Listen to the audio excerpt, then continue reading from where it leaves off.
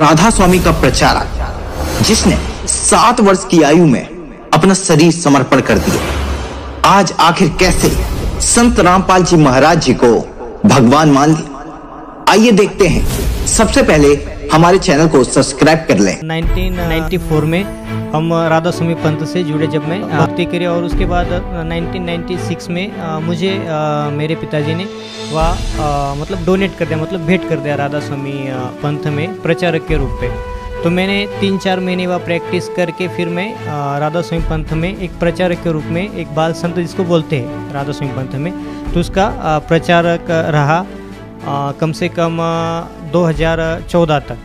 Sir, जैसा कि आपने बताया कि पहले आप सभी प्रकार की पूजाएं कर रहे थे, उसके बाद आपके पिताजी ने राधा स्वामी पंथ में डोनेट कर दिया, उसके बाद आप राधा स्वामी पंथ के प्रचारक के रूप में काम करने लगे। तो सर, हम आपसे जानना चाहेंगे, राधा स्वामी पंथ में आप एक प्रचारक के रूप में, एक तरह से कहें तो आप एक संत की पदवी प्राप्त किए हुए थे, आप एक प्रचारक का काम कर रहे थे, तो सर इसके बावजूद आपको संत रामपाल जी महाराज जी से नाम दीक्षा लेने की क्या जरूरत आन पड़ी? सर, बात ऐसी हुई कि जब हम राधा स्वामी पंथ में थे तो वाणी तो कबीर परमेश्वर की ही गाई जाती थी। जैसे कि बोलते थे कि मनुष्य जन्म दुर्लभ है, मिलन न बारंबार, जैसे तरवर से पत्ता टूट गिरे बहु न लगता डार। तो जो ये क्वेश्चन था मन में, मैं मतलब हर एक सत्संग में ये दोहा दोहराता था कि मनुष्य जन्म आदमी को सिर्फ एक ही बार मिलता है, उसके बाद लग 84 में जाना ही पड़ता है। जो पाप करेगा उसका पाप का जो फल है वो अलग से और पुण्य का अलग से मिलेगा। तो ये पता नहीं चलता था कि और कबीर साहिब की जो कई वाणी उसके अंदर लिखा है कि पृथ्वी पे एक बार एक ही संत आता है, दूसरा उसके बराबर हो नहीं सकता। तो हम कंटिन्यू उसके सर्चिंग में थे कि अगर ऐसा है तो फिर दूसरा और भी तो कोई संत होगा, तो उसकी सर्चिंग में कंटिन्यूसली थे सर। तो उसके दौरान हमें संत रामपाल जी महाराज जी लिखित जो ज्ञान गंगा पुस्तक है वो हमें 13 दिसंबर 2013 में मिली सर। तो वो हमने पढ़ी, कम से कम 2-2.5 महीने उसको पढ़ा, और उसके ऊपर लिखा था कि इसी चैनल पे इतने बजे संत रामपाल जी महाराज का कार्यक्रम चलता है। तो फिर वह कार्यक्रम मैंने खुद देखा।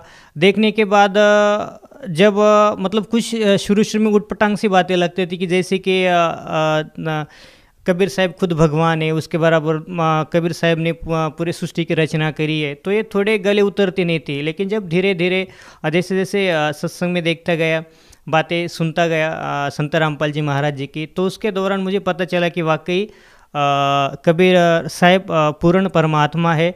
और फिर एक जिज्ञासा मन में बने कि क्यों ना हम संत रामपाल जी महाराज जी से जुड़े।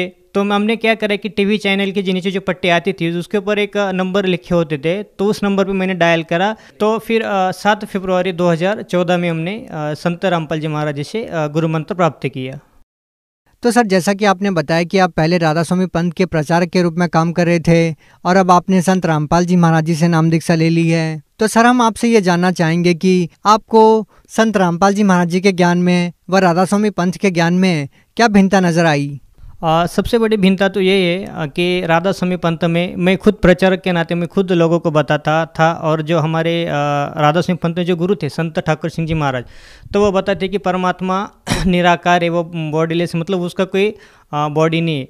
और संत रामपाल जी बताते हैं कि परमात्मा साकार है, वह सशरीर है, मनुष्य सदृश है। और जो हिंदू धर्म के जो ऑथेंटिक्स ग्रंथ है उसके अंदर लिखा गया है कि परमात्मा सशरीर है, वो एक मनुष्य जैसा है, ये फ़र्क है। और दूसरा जो पूजा की विधि है, राधा स्वामी पंथ में 3-3 घंटे बैठ के ध्यान लगाना पड़ता था, और 1 घंटा दोनों कानों में ऐसी उंगलियां दबा के, कान दबा के, वो जो धुन थी अंदर की, तो वो सुनने को बोलते थे। और ये सब चीज़ें हमें कहीं ना कहीं मतलब राधा स्वामी पंथ में अच्छी नहीं लगी। और जो संत रामपाल जी महाराज जो ज्ञान देते थे तो वेदों के अनुसार देते थे, और जबकि राधा स्वामी पंथ में ना तो किसी गीता का आधार लिया जाता है, वो तो बस सुने सुनाई और कबीर परमात्मा की वाणी के ऊपर ही वो कुछ थोड़ा बहुत विश्लेषण बताते हैं। जबकि संत रामपाल जी महाराज 4 वेद, 7 शास्त्र, 18 पुराण, इसका जो निचोड़ निकाल के और जो शास्त्र शुद्ध ज्ञान है वो बताते, ये डिफरेंस मेरे को लगा। तो राधा स्वामी पंथ में जब भी हमें कोई प्रॉब्लम होती थी, तो जब हम अपने गुरु से पूछते थे, संत ठाकर सिंह महाराज जी से,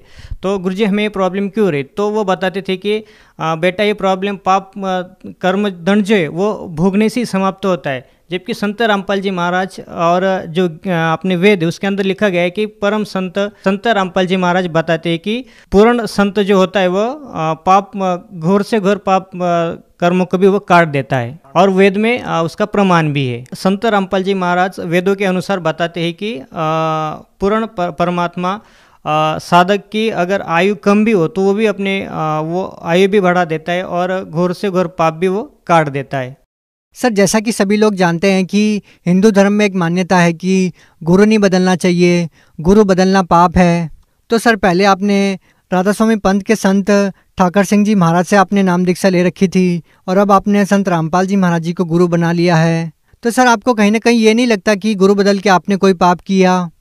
नहीं सर, मुझे तो ऐसा बिल्कुल नहीं लगता। अगर उदाहरण ही देना चाहे, अगर एक गांव का डॉक्टर है, फैमिली डॉक्टर है, अगर मुझे बुखार है, अगर बुखार नहीं उतर रहा तो डॉक्टर मेरे को 1-2 दिन वहाँ रखेगा और नेक्स्ट दिन मेरे को बोलेगा कि भाई तेरा बुखार नहीं उतरा, तो अगले डॉक्टर के पास जा। अगर उससे भी वो बीमारी ठीक नहीं होती तो और अगले डॉक्टर के पास वो रेफर कर देता है। उसी प्रकार अगर एक संत से हमें पूर्ण ज्ञान हमारी तसल्ली या वेदों के अनुसार अगर मैच नहीं करता है तो गुरु बदलना कोई पाप नहीं। जैसे दत्तात्रेय ने 24 गुरु किए थे, तो इस प्रकार मुझे तो कहीं नहीं लगता कि गुरु बदलना पाप है।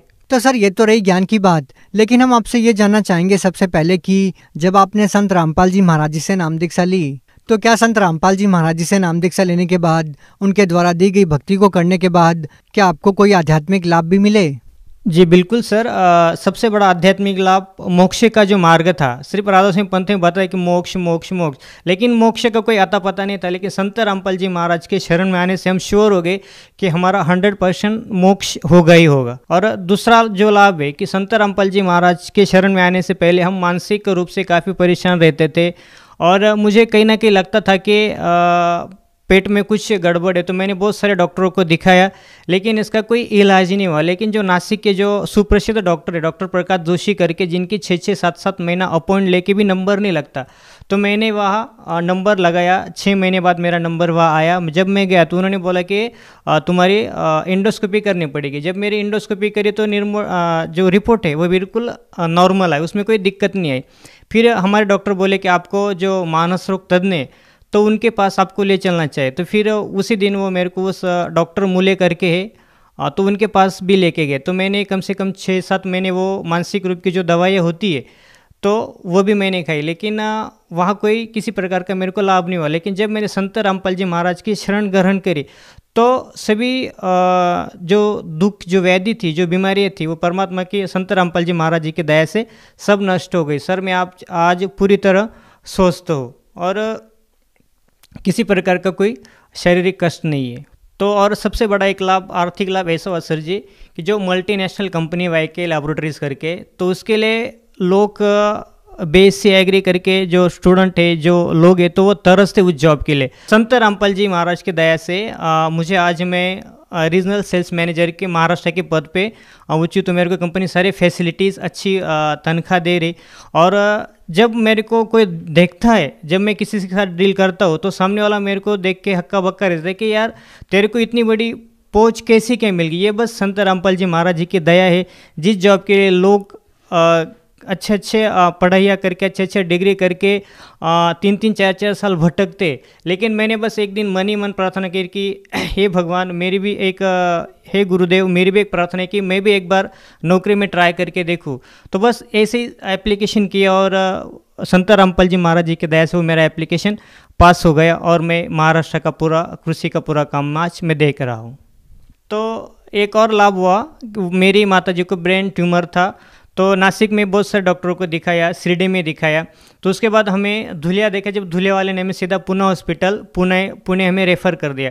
जब माता जी को ले के हम वहाँ गए तो डॉक्टर ने सीधा जवाब दे दिया कि भाई अगर इसका हम ब्रेन का ऑपरेशन करते तो एक तो डेड हो सकती है, या तो उसको पैरालिसिस हो सकता है, या फिर उसकी जीवा वगैरह, मतलब उसका कोई ना कोई एक अंग तो खराब होना ही होना है। तो हमने संत रामपाल जी महाराज जी से फ़ोन पे प्रार्थना लगाई कि गुरुजी दास की माँ को ऐसी ऐसी तकलीफ है और डॉक्टर ऐसा ऐसा बता रहे। तो संत रामपाल जी महाराज जी ने हमें आदेश दे कि बेटा डॉक्टर जैसा बोलते हैं वैसा करो, डॉक्टर की मानो।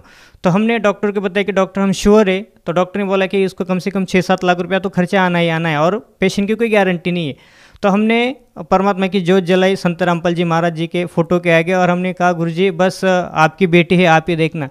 तो जब मेरी माता जी का सुबह मॉर्निंग में 7 बजे ऑपरेट चालू हुआ तो रात को 8 बजे तक मेरी माँ का ऑपरेशन, मतलब कुल मिला के 13 घंटे ऑपरेशन चला। और मेरी माँ जब ऑपरेशन थिएटर से बाहर आई तो डॉक्टर ने जब मेरे जीजा जी बाहर ही खड़े थे गेट पे, तो माता जी को पूछा कि ये कौन है, तो माता जी सीधा बोली कि मेरे दामाद जी है। तो ये सबसे बड़ा लाभ हुआ। और जब माँ थोड़ी थोड़ी बोलने लगी 1-1.5 महीने बाद, तो माँ ने हमें खुद बताया कि संत रामपाल जी महाराज मेरे सिराने खड़े रहे और मेरा एक हाथ दबा के रखा और कहा बेटी मैं तेरे साथ हूँ, तू डर मत। तो आज संत रामपाल जी महाराज के दया से हम अपनी माँ को अपनी आँखों से देखते हैं तो काफ़ी खुशी होती है और एक लगता है कि आज भी संत रूप में भगवान इस पृथ्वी पे मौजूद है और इतने बड़े बड़े लाभ दे सकता है। संत रामपाल जी महाराज के अलावा और किसी संत के पास हमें ये चीज़ें नहीं मिली कि जो संत रामपाल जी महाराज हमें मुफ्त में दे दी।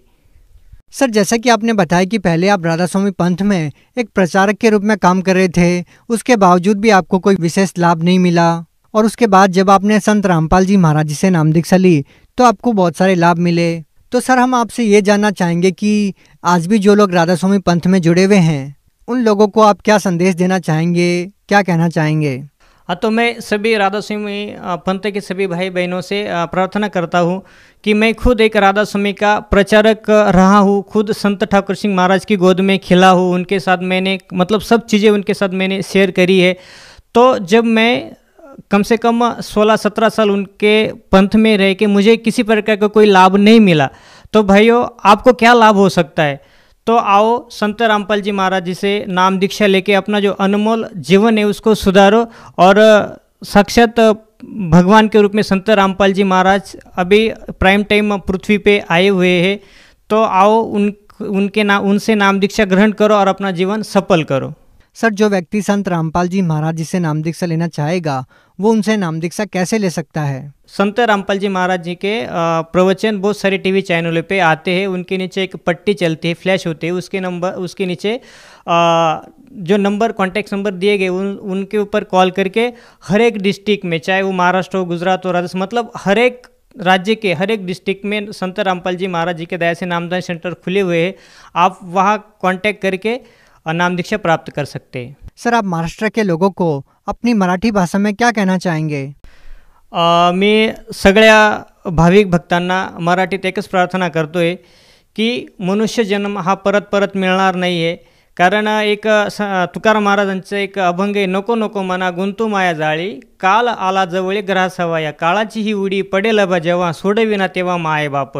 जर काळाची उडी, मग संत तुकाराम महाराजांना काळ या शब्दाची वापरायची काय गरज पडली, तर त्याच्यामुळे मी सगळ्यांना प्रार्थना करतो की काळाची उडी केव्हा पडेल, कधी पडेल, कोणावर पडेल काही सांगता येत नाही। त्याच्यामुळे सगळ्या भाविक भक्तांना, महाराष्ट्रवासीयांना दासाची करबद्ध प्रार्थना आहे हात जोडून की प्रत्येकाने संत रामपालजी महाराजांच्या शरणेतून आपल्या मनुष्य जीवनाचं कल्याण करावे, ही सगळ्यांना हात जोडून प्रार्थना। जी, बहुत बहुत धन्यवाद। सत्साई।